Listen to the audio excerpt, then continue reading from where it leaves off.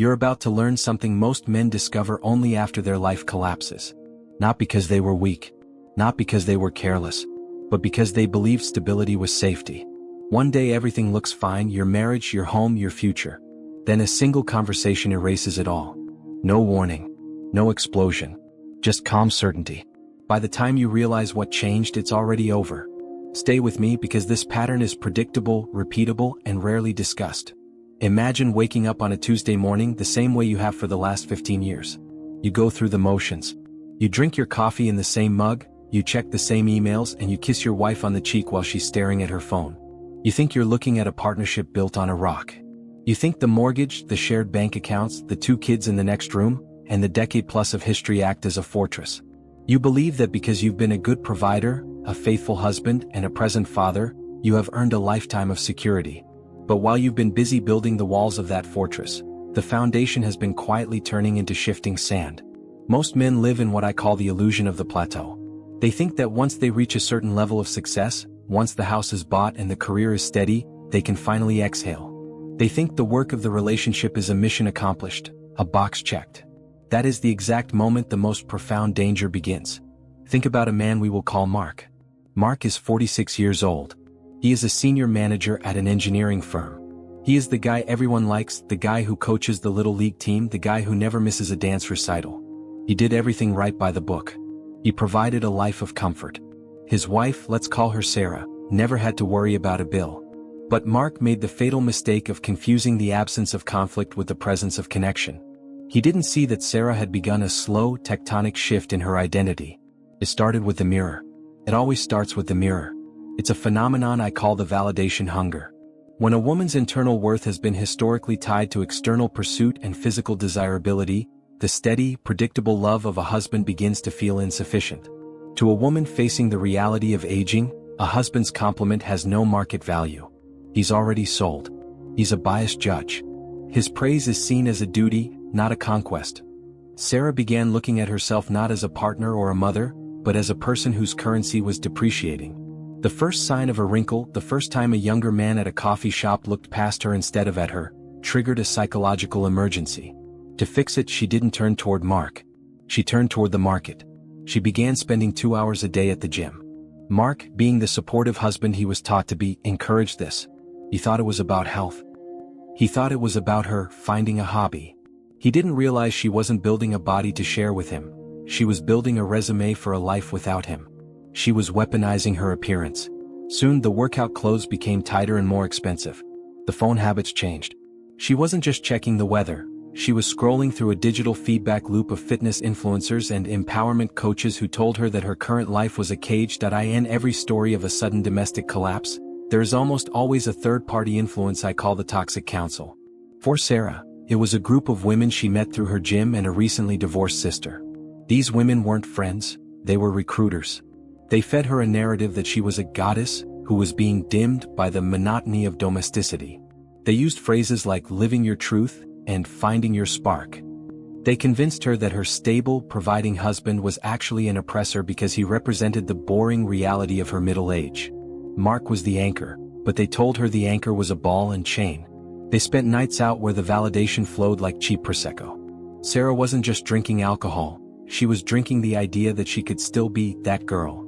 She began to see Mark not as her protector but as her jailer. The psychological mechanism at play here is one of the most brutal parts of the process: revisionist history. To justify the betrayal that is forming in her mind, the mind must rewrite the entire past. Sarah began to look back at 20 years of a stable marriage and relabel it as 20 years of suppression. The times Mark worked 60 hours a week to pay for their house were rebranded as emotional neglect. The times he asked for her input on financial decisions were rebranded as an incapacity to lead. This is the phase where the man is completely helpless because you cannot argue with a person who has changed the definitions of the words you use. If she has decided that stability is a cage, then your reliability is no longer a virtue, it's a crime. She began to treat him with a cold, clinical indifference. When he tried to be romantic, she recoiled. When he tried to talk, she told him he was being needy. She was manufacturing a version of him that was easy to leave.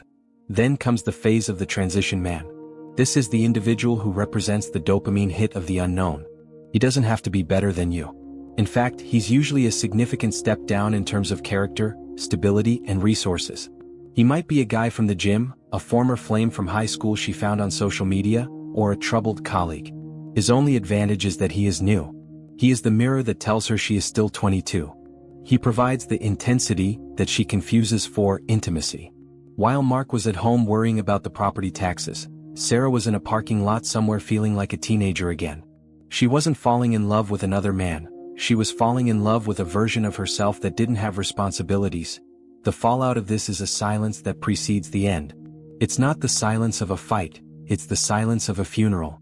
One evening after the kids were in bed, Sarah sat Mark down at the kitchen table. She didn't look angry. She looked calm. That's the most terrifying part. When a woman is yelling, she still cares. When she is calm and certain, she is already gone. She told him the words that have ended a million marriages, "I love you, but I'm not in love with you." This sentence is a linguistic masterclass in lack of accountability. It suggests that love is a mysterious weather pattern that just happens to people, rather than a choice made every day.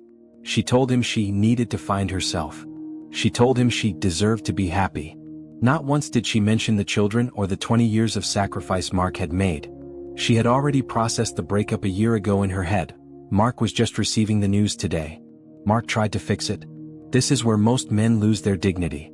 He offered to go to couples counseling. He offered to take her on a second honeymoon. He offered to work less. He essentially offered to negotiate for her love. But you cannot negotiate desire. The more he pleaded, the more she lost respect for him. In her mind, his desperation was proof that she was the prize, and he was the burden. She used therapy speak to gaslight him, telling him that his desire to keep the family together was toxic, and that he was encroaching on her boundaries. Within 3 months, she had moved into a small apartment, leaving the house he had built for her. She began posting photos on social media of her new chapter, surrounded by her divorced friends, all of them wearing forced smiles and trying to outrun their own shadows. The reason this happened to Mark, and the reason it happens to countless men, is that they allowed themselves to become the constant. In any system, when one variable is 100% predictable and 100% guaranteed, its value begins to depreciate. Mark made his wife the center of his solar system. He stopped having his own goals, he stopped seeing his own friends, and he stopped maintaining his own physical and mental edge. He became a service provider instead of a man. When you become a service provider, you are only as valuable as the utility you offer. The moment she thinks she can get a better vibe elsewhere, your service contract is cancelled. A man without a mission outside of his family is a man who is eventually seen as part of the furniture. You must recognize the red flags before the explosion. Red flag number 1 is the sharp divergence in lifestyle. If she suddenly takes up a hobby that excludes you and involves a new, unfiltered social circle, the alarm should go off. Red flag number 2 is the change in language. When she starts using terms like self-actualization, my needs, and my truth, she is moving from a we mindset to an I mindset. Red flag number 3 is the protection of the phone. A woman who has nothing to hide doesn't take her phone into the shower. Red flag number 4 is the weaponization of therapy. If she suggests counseling not to fix the marriage, but to have a neutral party, help her explain why she's leaving, the game is already over. Modern culture has sold us a lie. It tells us that if we are vulnerable enough, sweet enough, and supportive enough, we will be rewarded with lifelong loyalty. But biology doesn't care about your supportive nature. Biology cares about strength, leadership, and the frame. The frame is the psychological boundaries of the relationship. It is the understanding that you are the captain of the ship. When a man abdicates the frame because he thinks it will make his wife happy, he actually makes her feel unsafe. A woman who doesn't respect her husband's lead will eventually look for a lead elsewhere. She might say she wants a man who does the dishes and asks for permission, but she will leave that man for the guy who doesn't. Stability is not safety, it is a test. It is the test of whether you can remain the man she fell in love with while the world tries to turn you into a boring, predictable dad figure. You must maintain your market value. This doesn't mean you plan to cheat. It means you remain the kind of man who could be pursued by others. It means you keep your body in shape, your mind sharp, and your social circle active. You must be the man she is afraid to lose, not the man who is terrified of losing her. Fear is the greatest repellent of attraction. When a woman senses that your entire world will collapse if she leaves, she no longer sees you as a partner. She sees you as a hostage. And no one wants to be in love with a hostage. Look at your life right now. Are you the protagonist in your own story, or are you a supporting character in hers? If you have made her the sun and you are just a planet orbiting her, you are in the danger zone. You need to reclaim your mission. You need to find a purpose that is larger than your marriage.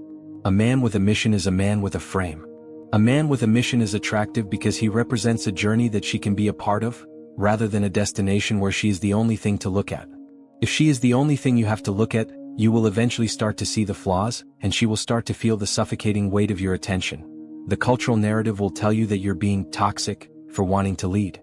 It will tell you that equality means a 50-50 split of every emotion and decision. But in the real world, 50-50 is just a stalemate waiting to happen. Someone has to lead. Someone has to provide the vision. If you don't provide it, she will feel forced to do it and she will resent you for it. She will call you passive and uninspiring. She will tell her friends that she feels like she has 3 kids instead of 2. That resentment is the fertile soil where the seeds of betrayal are planted, that if you see her starting to drift toward the toxic council of unhappy, divorced influencers, you have to be willing to rock the boat. Most men are so afraid of a fight that they allow the poison to seep in slowly. They think that by being nice, they can win her back. But nice is just another word for harmless. Harmlessness is not a virtue. Being a good man means being a man who could be dangerous, but chooses to be disciplined. It means being a man who has the strength to walk away if his boundaries are violated. If she knows you will never leave, no matter how she treats you, she has no incentive to treat you well. Loyalty must be earned, but respect must be commanded. Mark eventually rebuilt his life, but only after he lost the house, half his retirement, and 3 years of his life to a brutal legal battle. He realized that Sarah's crisis wasn't about his failures. It was about her inability to handle the transition into the second half of life. She destroyed a 20-year legacy for a 7-month fling with a personal trainer who didn't even know her middle name. She traded a diamond for a piece of glass because the glass caught the light for a second. That is the tragedy of the validation hunger. It makes people throw away the real for the sake of the intense. You need to trust your gut. Your intuition is the oldest part of your brain, and it is designed to keep you alive. When you feel that coldness in the room, when you see that look of disgust flash across her face for a split second, don't ignore it. Don't tell yourself you're being paranoid. You are being perceptive. Address it immediately. Not with pleading, not with anger, but with the calm authority of a man who knows his worth.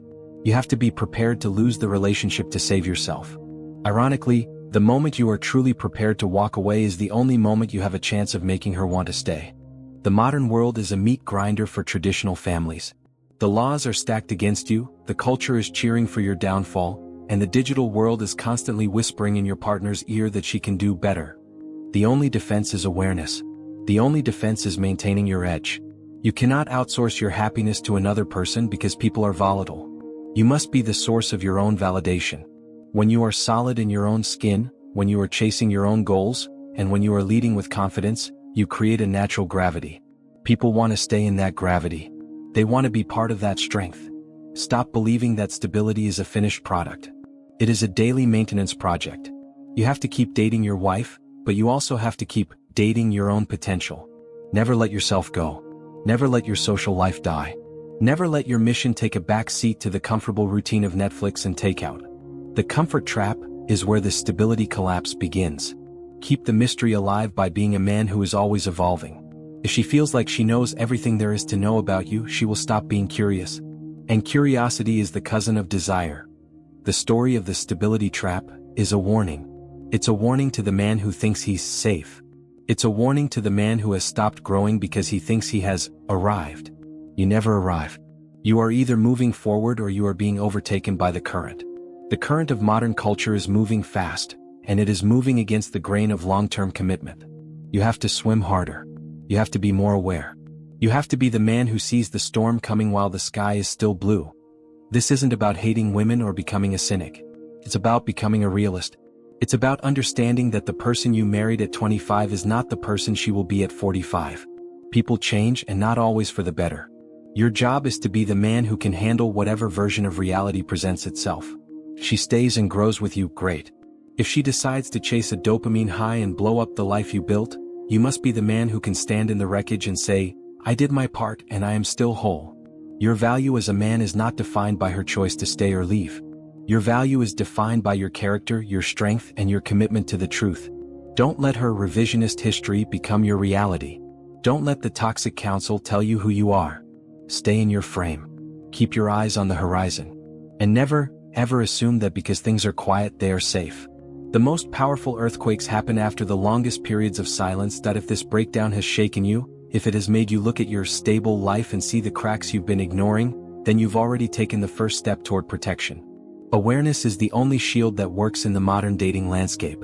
We are building a brotherhood of men who refuse to be blindsided. We are looking at the hard truths of psychology, biology, and culture so that we can build lives that actually last. If you are ready to stop living in the illusion of the plateau and start building a foundation that can actually hold, then you need to be part of this community. This is where we strip away the comforting lies and get to the actionable truth.